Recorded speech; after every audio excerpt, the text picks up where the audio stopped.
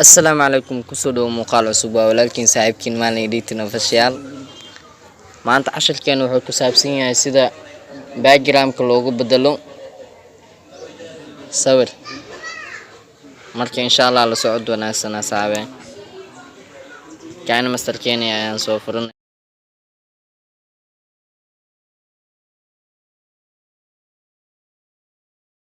kaan master markuu sida tan oo soo galo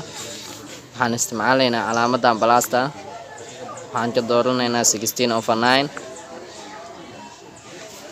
media ayaan ka dalbanaynaa ka bacdi background ayaan dalbanaynaa insha Allah sida tan markuu noo noqdo background-ka aan ku dhufsanaynaa waxa yaraan sikinaynaa sida tan markuu soo galo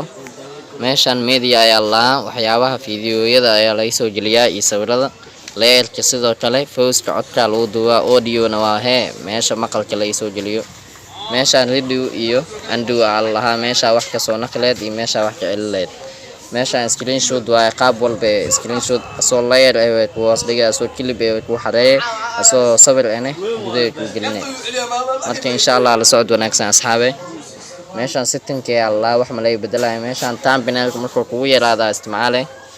uu ku weyneysma ilaa meeshan hadoo thumbnail-ka ka buuxo geeska waa tay kartaa adigoon isdibin leerka aan ku dhufsanaynaa hadda media ayaan ka dalbanaynaa kabacdi sawir ayaan soo gashanaynaa marka sawirkan camal ayaa tusaale soo gashanaynaa sax ayaan saaraynaa sida tamarka uu soo galo sawirka sida tamarka uu soo galo meesha maqasti iyo telefonka inta u dhaxaysa ayaan ka dalbanaynaa kabacdi ofta ayaan ka qaadaynaa split screen ayaan ka dhigaynaa mise split screen la'aanta geeskan falaatana qabsay waa jiiday bas sida tamarka noo noqdo insha Allah la socod wanaagsan asxaabe sawirka ayaan ku dhufsanaynaa layerka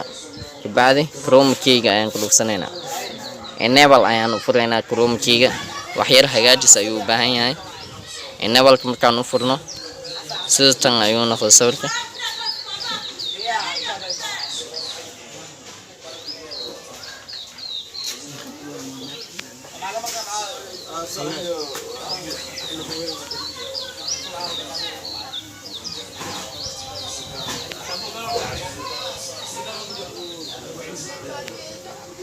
sida tamarka noo noqdo sawirka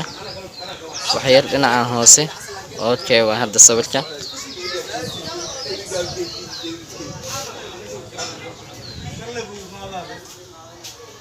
okay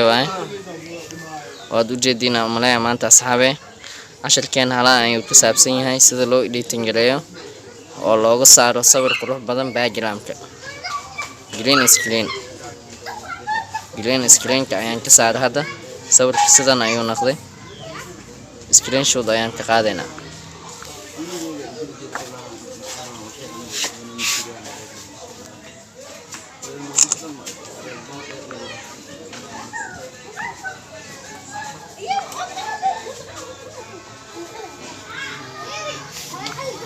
kilometerka di inta lay furan sidan ayuu ahaa